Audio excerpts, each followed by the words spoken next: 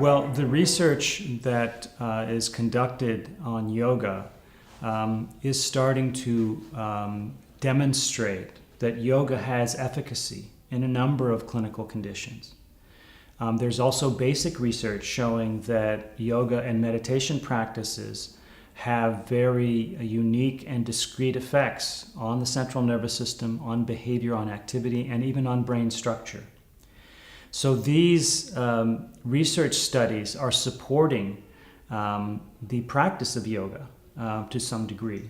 Now, the public is on its own gravitating towards the practice of yoga, and it's becoming more and more popular. There are surveys in the United States that show that yoga is not only very popular, but that popularity is growing. So in a national survey in 2002, it was shown that 5% of the population is practicing yoga. 5 years later, in 2007, that was now 6%. And then in 2012, just 5 years later, that has jumped to 9% of the population.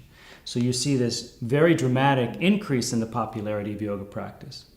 Now, I believe that the reason that this is happening is because the stress of society is increasing. And modern society has no practices to help people cope with stress. And there are no drugs that work in this area.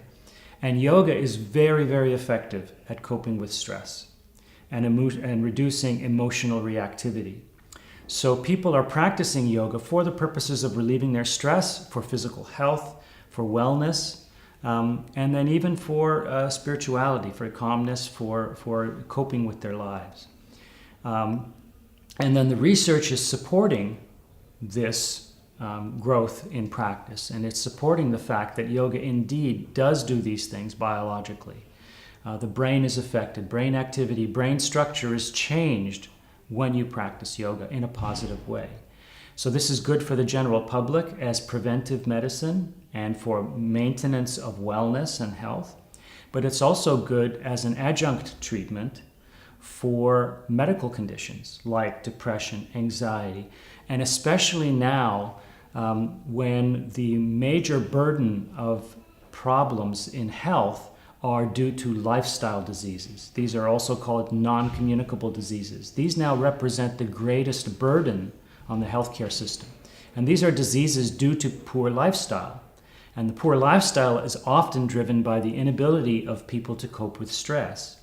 So now we have diseases like obesity, type 2 diabetes, depression, and these are all from faulty lifestyle because people are not able to cope with stress. That's one of the driving factors. People are also not aware of their bodies. And yoga is very effective at coping with stress and teaching mind-body awareness and physical health. So yoga is actually very effective in helping deal with lifestyle diseases. So the popularity of yoga is growing in a natural way. People are finding yoga and spreading it to their friends and practicing it because it is helping with modern lifestyle. And the research is going hand in hand with this to demonstrate that indeed it is effective and it is very safe as well in helping with these diseases and with maintaining lifestyle.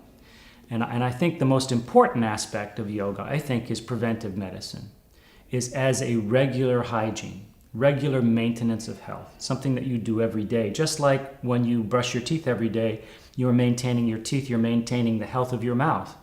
Well, yoga is basically maintaining the health of your entire body and mind. And this is a daily practice, a hygiene that the public can practice on a regular basis. And in fact, although much of my previous research has been clinical trials for disorders like insomnia and chronic stress and anxiety, my current research is actually focused at normal practices, and we are bringing yoga into the public schools to show that children and teenagers, when they practice these practices, can experience better health.